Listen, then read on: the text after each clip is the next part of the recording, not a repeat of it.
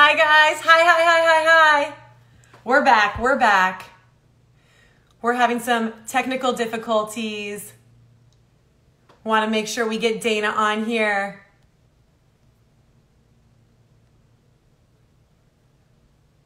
Awesome. So happy to see you guys. Hello. Round 2, we're gonna try this. Guys, welcome. My name is Hannah. I am with the Heart Foundation in Southern California. Let's see.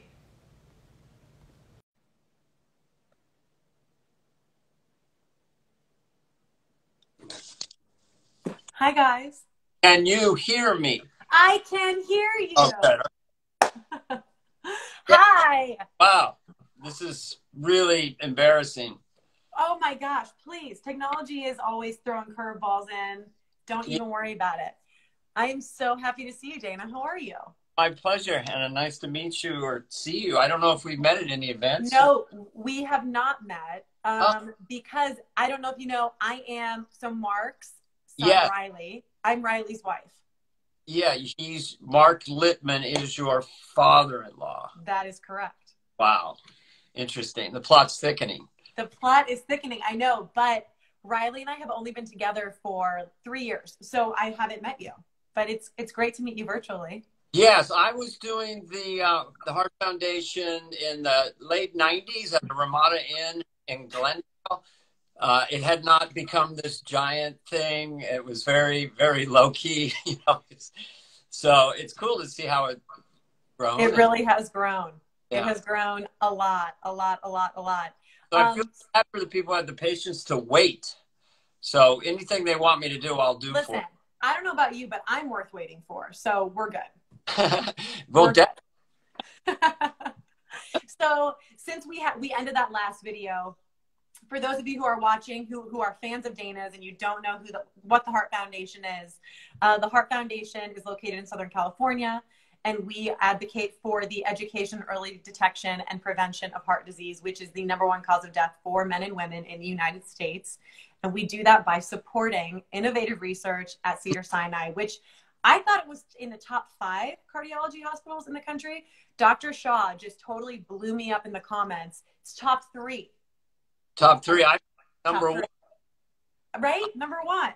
I put it number 1, man. I'm part of the team. I don't. That's right. How doesn't go down for anybody? I agree with you. Dr. Shaw's the man. Never been there. It's not a competition. I mean, when it comes to health, maybe a little. A little, but you're in good hands at Cedars-Sinai and people. I agree. Agree. What's that? Dr. Shaw. Dr. Shaw. Yeah. Is he listening to us? Oh, yeah. Oh, He's good. on. Yes. Dr. Shaw is on. And I don't know if I should tell my story or whatever he wants me to do. Yeah. No. I would love to hear. I was saying this a little bit earlier, that you have it's very well known, but you have a very interesting story when it comes to your heart health. If you want to share as much as you want to share, go for it. Sure. Yeah. Basically, I have familial hypercholesteremia, which led me to have a blocked artery when I was only 42. Right. And, it's a long story with doctors and this and that. But when my MD, Dr. Roythaler, I was talking to him about it and the problems I was having, and he goes, I would just get to PK. Get the PK. So I said, okay, who's that? He's the director of cardiology at Cedars-Sinai. So then the minute I met with Dr. Shaw, I got very relaxed because of his bedside manner. And he was just so casual and so comfortable and caring and sweet. And so it just relaxed me. I'll never forget it. That first time meeting him. First thing you need to know is you're going to be okay. That's the first thing you need to know. So that was nice. And then I got fixed up there by Dr. Algar. And now we're 20 years later, and because of advancement in heart disease research and protocols, I've essentially arrested it. I had their superstar CT scans recently, and I'm just completely, I worry about other people. So yeah, they're just not like, should I get my cholesterol checked? That kind of thing. So right. So wait, can you say again, what you said you have, and then you said a diagnosis. Well, what I have is a genetic inherited thing called familial hypercholesteremia. What does that mean? That just means you even if you eat just lettuce all day, your body's making too much cholesterol. I understand. Yes. So my cholesterol was like, 400. And now God. on the protocol, which anyone can get on, it's 7. My overall total number is 7. No, I'm kidding. That's a joke. It's not that low. Did you see my face? I was like... My only message for anyone who cares, who wants me to do comedy, is that the science exists to essentially really manage heart disease. And it's not a death sentence. I mean, if you follow the protocol, Mediterranean diet, whatever meds you need, they've got the statins have been a miracle, and we have data now. Keep your blood pressure down, work out, try to relax. I mean, you can really, really manage it. And so I feel incredibly blessed to live in a time where the advancements have happened, and along with Dr. Shah's efforts and the Heart Foundation and everybody in the world to kind of really understand heart disease and sort of, I always say to people, ideally for most people, you shouldn't have to be surprised when you're having a heart attack. I like that. I like that way of thinking. I think that, I think probably right around now is the first time ever where people are seeing that heart disease is not necessarily reserved for the elderly, the overweight, the out of shape. Yeah. It can hit anyone at any time. So tell me this, did you know that you had high cholesterol when you were in your 40s? Yeah, but it was the 90s, early mid 90s. I don't think, there wasn't as much vigorous research and mega data to support statins. Statins were coming up. Mm-hmm. But now we know that besides everything else, at least the latest conference that I went to with them, is the LDL is the culprit. And for people with my predisposition, you want to keep the LDL very low, 70 or under. Right. And at that point, you tend not to, what they call, the doctors call, present in the cath lab. They don't see patients who have managed their LDL so well, along with everything else. So that's quite an advancement. And well, I was just lucky. I had a certain gene that Dr. Shah thought was defective, but I had one gene that was good. So the statins worked for me. So anyway. Right. And so wait, you were in your early 40s. Were you having, what were your symptoms? What made you go to the doctor? Just running and stuff. I would get kind of a roughness in my throat. That was my presentation of what they call angina. Mm-hmm. It's a very, it gets people kind of squeamish, or they don't want to hear about the details of it, but I never had a heart attack, which is a very lucky thing. The rest of my arteries were so wide open that I was able to have a almost completely blocked lower anterior descending main left artery, which is the culprit most of the time. And I never had a heart attack. And so I was very lucky to be someone in that. So I can do whatever I want. I don't feel any symptoms from it. I have no damage. And here I am now, plenty of energy and feel great. It's like you're 40. You're right back there. I hiked up the top of, the mountain today over there at Griffith Park. That's awesome. There's no one in Hollywood and over 50 who could dominate me up a hill. Wait, are you a runner? I was a runner. Now I'm hiking most of the time, but I hike up like a 15% hill. Oh my gosh. Deep as I can get it, because I like to get my pulse elevated. Yeah, definitely. But don't go too hard. It's so great because I talk about PK, Dr. Shah. I just called him PK because you did. Dr. Shah. I talk about him in all of these live conversations that I have, but very few people have met Dr. Shah. And Mark Lippman told me, you need to tell Dana to do a Dr. Shah impression. He does a great Dr. Shah impression. So it's like everyone out there in virtual Instagram land's opportunity to meet Dr. Shah is through your impression. Well, yeah, I mean, it is a very specific kind of rhythm that he has. You're going to be good. It's going to be fine. It's very much like this. And it's very comforting. Definitely. like I was someone that would reach the nose. So when they, again, this, don't get squeamish for people, but you're not. But you know, when they rotor your arteries, sometimes you can get scar tissue, and that's called restenosis. And so I kept restenosing. And I went to Dr. Shaw, and he said, "We didn't know you were a restenoser." So he made it kind of, didn't seem so dark or heavy, but thankfully on the last angioplasty, I never restenosed again. Knock on wood. Knock on wood. Yeah. So you have 2 kids, right? 2? Yes. 2. Mm-hmm. Do you know, or actually, I don't know, have they paid close attention to their heart health because it's something that's genetic? Yeah, we've given them a blood test and present like I do. They didn't present where it was, you know, LDL of 300 or 250, but it's, you know, this is one of the questions in the world of cardiovascular medicine is the advanced warning system you can get, and also when would you introduce a statin.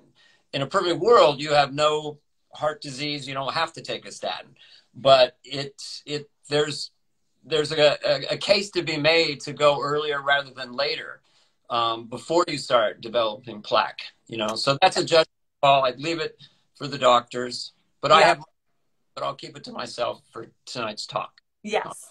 No, I don't. Whatever the doctors say. No, that's the scariest part, is going to the doctor. I'm the worst at it. I'll be completely frank about it. I hate going to the doctor, and I have heart disease in my family. And when I went to go get blood work done for the first time in a couple of years, this was a few years ago, I was sweating, like sweat dripping down my arm while they're trying to take my blood and like check my blood pressure and do all this. It's like, oh my gosh, this is a disaster. And thankfully everything ended up being okay, but I was just it's scary. It's so hard to make that first appointment and to do make that first leap. You can you don't want to get acclimated to that, but you do get acclimated during that year where I had to go in and out of hospitals and keep getting angioplasties and then eventually a bypass. You do get kind of used to it. You know, the human mind, the way it works, we adapt. Look at COVID, you know, we're all just, we put the mask on, we go there, and, you know, and it's definitely a coping mechanism, I feel like, because if we stayed at that heightened level of anxiety if we stayed really aware of just kind of how weird this is, it would be so much harder to get along. Yeah. I mean, your mind goes someplace else. And I think for me, I never really wanted to lose my sense of humor about it, you know. Shocking. I'm so surprised by that. Best I could. I had my moments, but generally speaking, you know, the late great Robin Williams, a very good friend of mine, he also needed a valve replacement at some point, and he was on the road and he didn't know what to do. So I told him, you should talk to PK. So PK, I said, I have a friend who is having difficulties. So PK said, sure, I'll talk to him, and talked to him for an hour and went through all the different things about valve replacement and this and that. And then later on, I think he found out that it was the famous Robin Williams. So that speaks to PK, you know, he didn't, and he just thought it was funny. He's just like playing it off, like had no idea. But he really helped Robin out at that time of his life, just because you hear a reassuring voice who has a lot of information, is able to take things that are very complicated and make them very digestible for you, so you know where you're at, you know. So yeah, that's everything. I think that is probably one of the reasons why a lot of people are afraid to go to the doctor, because they feel like it's like learning a second language, and they want to be able to understand what's going on, and like you said, not feel so like scared, instead feel reassured and feel like they're in good hands. Yes, and I do think that certain people, it's a calling, and they really do have an empathetic nature. And, you know, a doctor is sort of a sacred thing, I think, to a lot of people. And really good doctors just do have that gear of empathy and caring, even if you're the 20th patient they saw that day or whatever. So those, you find the good people if you can. Yeah, you know? Absolutely. I think that for me, especially I fall victim to this. I forget that doctors are people because they possess just such an immense amount of knowledge, and they seem like superheroes. They seem like so all powerful that I forget that they're human beings. And like you said, I forget that I'm the 20-something patient they've seen that day. So it is really cool to be able to have that connection. Get down to your underwear or whatever, and you put the thing on, and then doctor will be with you, and then you're sitting on the table, like your legs are dangling, and you just sit there 20 minutes. Sometimes you're like, this is interesting. Like, this is an interesting thing to be doing in life. Someone's totally. come and examine me, you know. And now you're doing it all, and you have a mask on, which feels even weirder. Oh. I know. So anyway, yeah, well, you're on it. You're going to be fine. I mean, it's like I said, it's like if you have advanced warning, have family history, just keep on top of it and follow the protocol if necessary. I think you stand a really good chance of just not having it affect your lifespan. Yeah, absolutely. That's my message. Oh, someone's at front door. Doorbell. Wow, it's like a sitcom. Who could that be? That wasn't planned. It's UPS. So guys, if you are just joining us, my name is Hannah. I'm with the Heart Foundation in Southern California. And today I'm live with Dana Carvey. Yes, and we had technical issues. That's okay. We got it up and running. I know, it's amazing. But I love it. Are you in California? I am. You are. Southern California. Southern California right now, yeah. Mm-hmm. Oh my gosh, we're probably like neighbors right now. Cool. Where are you? I mean, you know, literally, right now I'm in Sherman Oaks. Yeah, I know, but I mean, what's the street and what's the address? The exact address is. And where would the valuables be kept? I mean, right? And the code to the safe. No. Sherman Oaks. I like Sherman Oaks. Yeah, it's a nice area. But we're actually in the, I don't know, because here's the thing. If I were to pan over here, we're moving. We're in the middle of a move right now. Oh. But no, not far. Still California. But yeah. So Sherman Oaks is great, though. I love it. I absolutely love it. It's beautiful. Yeah. Interesting. Were you born and raised in California? I was born in Montana, but basically raised up in Northern California. Uh-huh. Our family, and we still have a house up there, but we're down here now doing show business stuff. And yeah, everyone's doing a podcast now because during the pandemic, there's no stand-up, so you got to do a podcast. You know. Do you find that that's hard because you don't have the reactions of the audience? I definitely would probably be a little rusty if I went back to it. Yeah. But sometimes you're sitting around with friends and you're riffing, and you can keep your brain active and think about funny things. You know, just I'm working on different things. I'm just trying to find a Biden to do in case he's president. I was like, I'm going to let Dana bring it up. I'm not going to be the one to bring up politics. Dana can bring it up. But because you've done so many incredible impressions of presidents over the years. Well, so, funny, and it's not literally true, but this happened. So when I was assigned to do George Bush #1 and #8, and John Lovitz, my friend, was doing Dukakis. So Bush versus Dukakis. So we knew that whoever won the election, if our guy won the election, we would be in the show at the cold opening a lot, which is the yes. So actually, John Lovitz was the first one to call me before Dukakis called to concede to George Bush Sr. John called me to concede that my guy had won the election. So it's just sort of funny, but I mean, that's so great. So you know that character is something that everybody knows. Like when I was coming through in my younger years, it was these old movie stars that everyone knew if you did Jimmy Stewart or Cary Grant or Kirk Douglas. And now, because the society is so fractured, there's so much show business, it's hard to be in a room, a big audience, and have them know all the new people. But they do know who the president is, Oh, yeah. They know that voice. And so it's just a comic tool for me. But, that's, here, let's get real. Hannah, come on now, folks. Come on, no joke. No joke. Come on, the Heart Foundation. I'm not kidding around here. Come on now. You can be a little funny. I mean, listen, David Foster's on right now. And when we went live with David Foster, he was playing the piano. He was singing with me. Oh, wow. No pressure, though. I mean, listen. I'll do whatever anyone wants to do. Just wind me up, Oh, my gosh. So, guys, you heard him. You can drop in the comment box, what you want Dana to do. Oh my gosh. I mean, I have to be honest.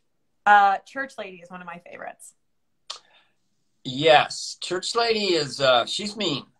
She's hilarious though. Mean. She would be, it's an instant patronizing, well. That's how you get into it if you want to do it for your friends. It's the three wells. Well. We like to have our little show, don't we? We like to chat with the celebrities. So it doesn't even matter what she says. It's just such a, I still find it a very interesting rhythm. It's so funny. And I think what's so funny is the way that you hold your mouth when you do it and you move your head is just so specific. And isn't that special? Well, you know, I was actually talking to John Lovitz today. We were talking about catchphrases, and people don't, well, isn't that special was not a conscious catchphrase for me. I was just improvising as the character in a little teeny club in San Francisco. Maybe I was riffing with the audience or something. And it was the ultimate patronizing dismissal. Someone has an opinion about something, and then you just say, well, isn't that special? And so it just completely cuts them off. And then I would do it regularly, and it became a catchphrase, but it started out coming from a real place from that character. Yeah. Well, it's so true. I feel like everybody has had that said to them in real life, and there's nothing that makes you feel lower than when someone says that to you. It's like the absolute worst. Someone has said that to you? Oh my gosh, yes. Absolutely. Well, isn't that special? Oh, yes, absolutely. And I grew up in the Midwest. So did they all say, could it be Satan? Did they do that one? No, they did not do that. That's all you. Okay. Some other asks. Ross Perot, obviously. Ross Perot was just a ready-made character. It took me a year to get George Bush Sr. because it was like, got to do it, this and that. I didn't really have the hook for it thing. And then Lorne Michaels, the producer, Saturday Night Live, said, there's a new one, a billionaire from Texas. He's running for president. We have a tape down the hall. See if there's something there. So then I put it on. It's like, oh, my God, this is like a perfect, ready-made, funny character. Can I finish on time? And it became such an abstraction. But you're not listening. Can I finish? And then finally I do a bit about where he kind of jumped the shark with Larry King, because he was leading to be president for you young folks. He was supposed to be president. And then one night on Larry King goes, let me put it to you this way. You can't put a porcupine in a barn, light it on fire, and expect to make licorice. And that was the one that is so funny. I've heard people imitating that, like, is so funny. It's surprisingly difficult to come up with another nonsensical thing as funny as that. That was just porcupine in a barn, okay, light it on fire, all right, and then the turn, and expect to make licorice. You cannot make licorice that way. And I thought, sometimes I thought, could I come up with I don't really do Ross Perot much anymore, but could I come up with a better nonsensical thing than that? I don't think so. Porcupine in a barn. I feel like he's going to top you no matter what, because it's just so outrageous. Where do you come up with that? There's a special brain that can come up with that, and it's his. Maybe it's kind of a sick brain. I don't know. It's a very special brain. Oh, interesting. Oh, she brought it around. Oh, hey, friends. What about Johnny Carson? Johnny Carson. I always loved Johnny Carson, growing up with Johnny Carson. And then it struck me. I started doing it around the offices at SNL of Johnny's gear of that is weird, wild stuff. Because he'd say that sometimes, and he'd say, I did not know that. That is weird, wild stuff. I did not know that. And that led me into the impression, and then it became all that. And it was really, really fun to do, because it was one of the things that I thought it was so funny that I didn't really feel like I had to push for laughs. I didn't even care if the audience laughed, because it was so dry. For those of you at home you're watching me on a thing called a television, and that's how you see me. I'm not actually in your bedroom. You know, Johnny would always include the audience. But lately, and I don't know if it's, for some reason this struck me and my friends, you're just sitting around. I don't really do Johnny Carson much anymore, but it struck me funny. Johnny being pulled over for drunk driving on the Pacific Coast Highway in the 1970s? I don't know if I know this one. Oh, I'm just making it up. Just say. Oh, I was going to say, have I seen you do this? I don't think I have.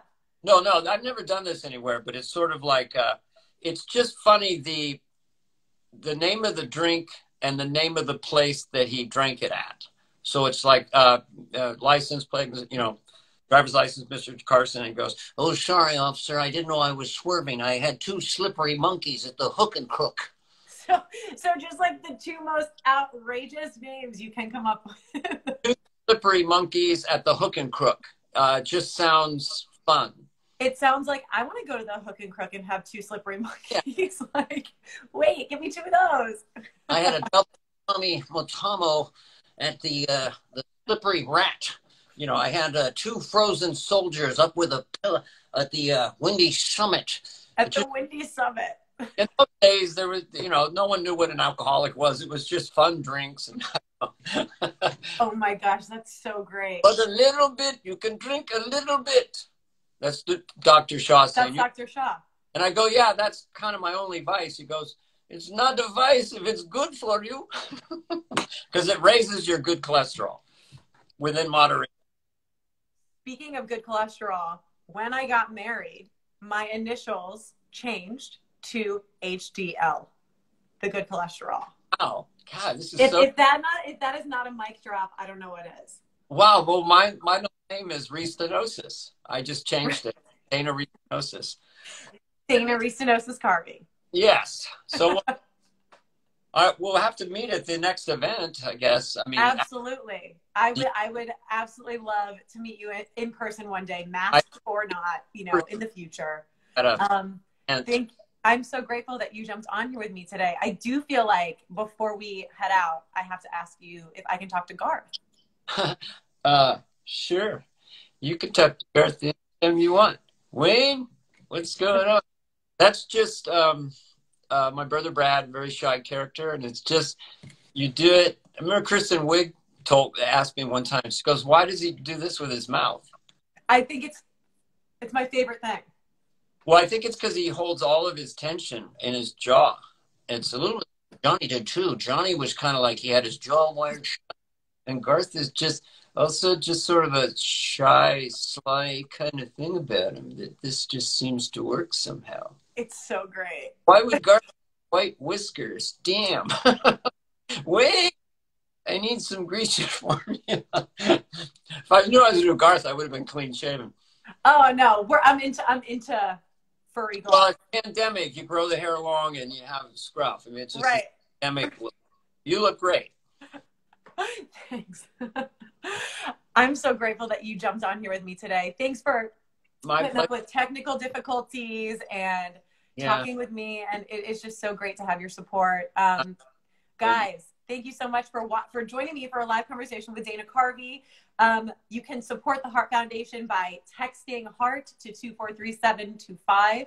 You can see it at the very bottom of the screen. You can also donate through this live conversation, or you can tap the link in our bio. There are plenty of ways to support the incredible heart disease research that Dr. PK Shaw is doing at Cedars-Sinai. Thank you guys so much for tuning in. Party on. I know, right? Party on. But Dana, I do feel like there's only one way that we could end this conversation. Okay.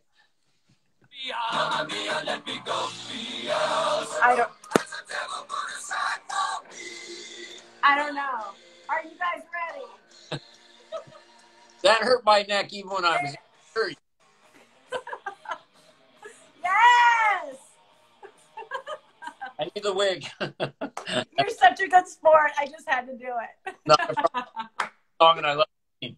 Dana, thank you so much. You guys, thank you so much for your support and for watching. Remember, you're never too young. It's never too late to start living a heart-healthy lifestyle. Yep. Thank you. Take care. Bye.